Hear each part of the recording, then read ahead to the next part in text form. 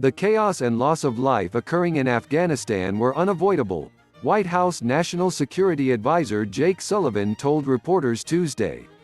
When a civil war comes to an end with an opposing force marching on the Capitol, there are going to be scenes of chaos, Mr. Sullivan said at the White House.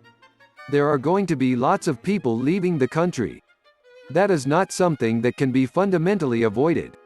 Still, he defended the administration's hasty withdrawal from Afghanistan, saying the decision was made based on the information we had at the time. President Biden has come under fire from Republicans and Democrats for mishandling the U.S. pullout as Afghanistan descends into mayhem.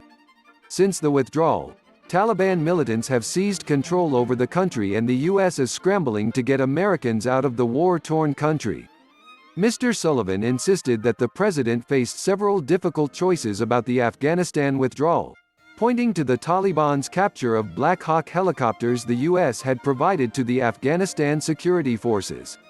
He said that the loss of the helicopters emphasizes the difficulty of navigating the Afghanistan situation because not providing the weapons would have strengthened the Taliban ahead of the U.S. exit. This is, I think, a very good example of the difficult choices a president faces, Mr. Sullivan said.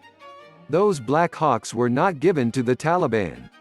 They were given to the Afghan National Security Forces to be able to defend themselves at the specific request of Afghan President Ghani, who came to the Oval Office and asked for additional air capability among other things.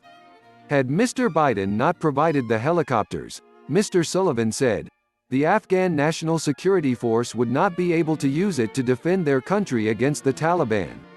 Both of those options had risks, he told reporters. He had to choose and he made a choice.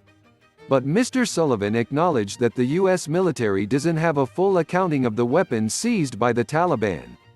We don't have a complete picture, obviously, of where every article of defense materials has gone, but certainly a fair amount of it has fallen into the hands of the Taliban, he said. Sign up for daily newsletters.